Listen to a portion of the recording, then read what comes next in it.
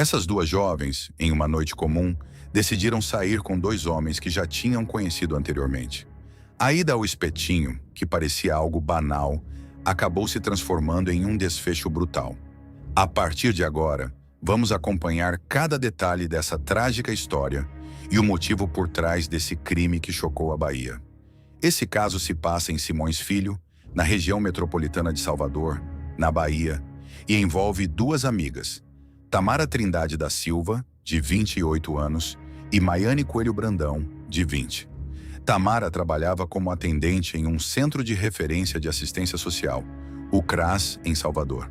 Era vista como uma pessoa tranquila, responsável e bastante ligada à família. Levava uma rotina simples entre trabalho e casa, mantendo contato frequente com parentes, principalmente com a mãe, com quem conversava praticamente todos os dias por mensagens. Ela não tinha filhos e era conhecida por manter hábitos organizados e previsíveis. Maiane Coelho Brandão estava desempregada naquele período, mas era mãe de uma menina pequena e mantinha uma convivência muito próxima com familiares e amigos. Era descrita como uma jovem comunicativa e presente na vida das pessoas ao redor. Apesar da diferença de idade, ela e Tamara construíram uma amizade forte ao longo de cerca de 4 anos e costumavam sair juntas com frequência. No dia 25 de setembro, uma quinta-feira à noite, as duas combinaram de se encontrar com dois rapazes no bairro. O encontro já estava marcado previamente e a ideia era apenas se reunir em um espetinho da região para conversar e beber.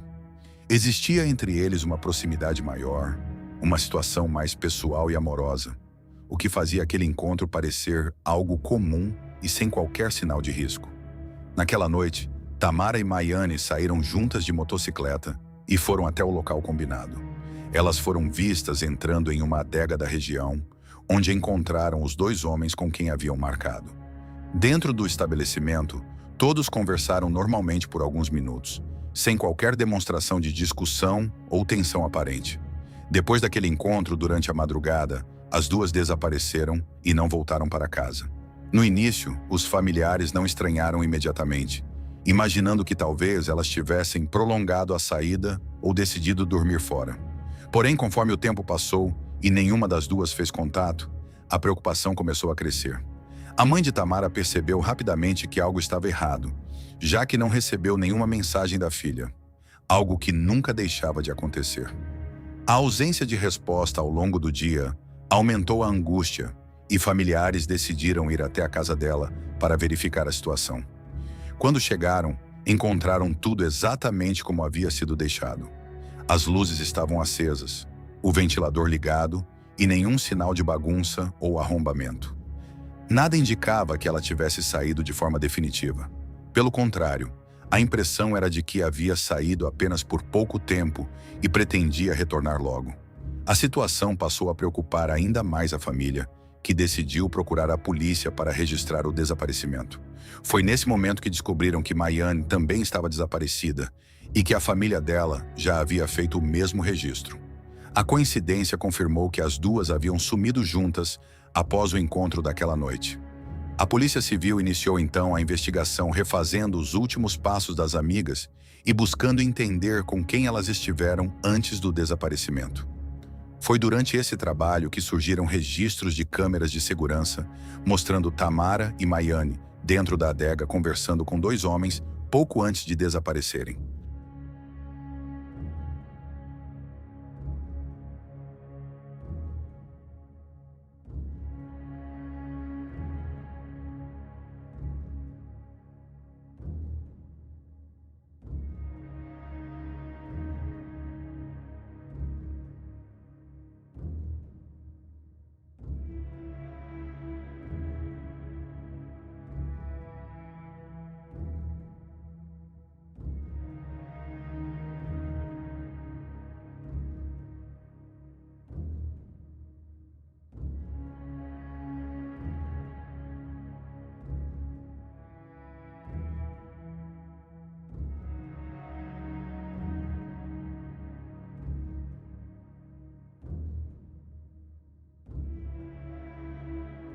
Após a análise das imagens, os investigadores identificaram os homens como Jonas Souza Santos, de 20 anos, e Maicon Moreira Santos, de 21.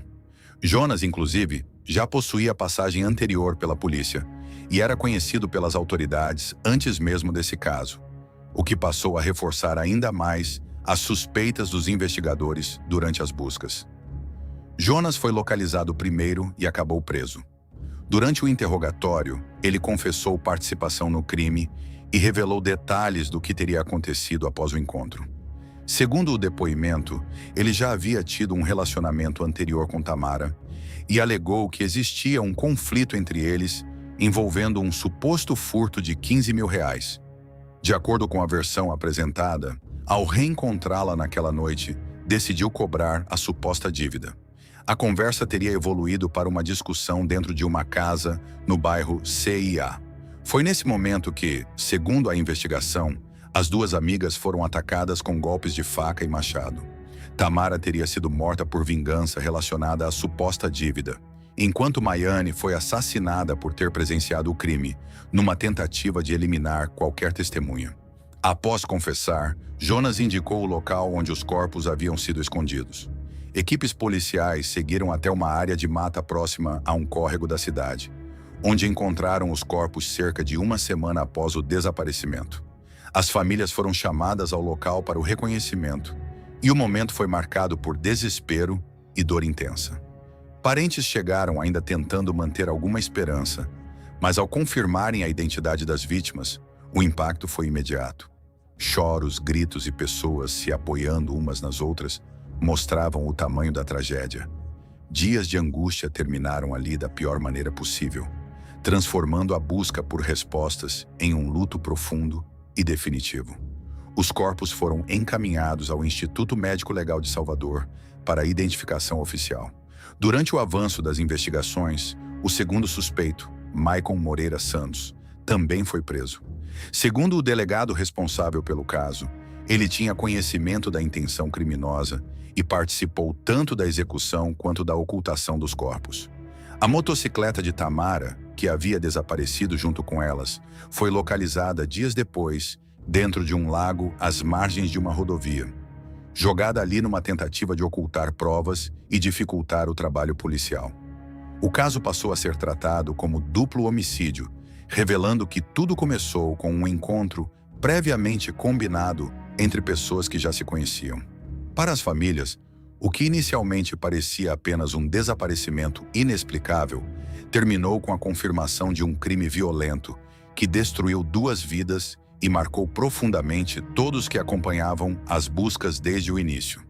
Uma saída simples, planejada como tantas outras, terminou de forma trágica.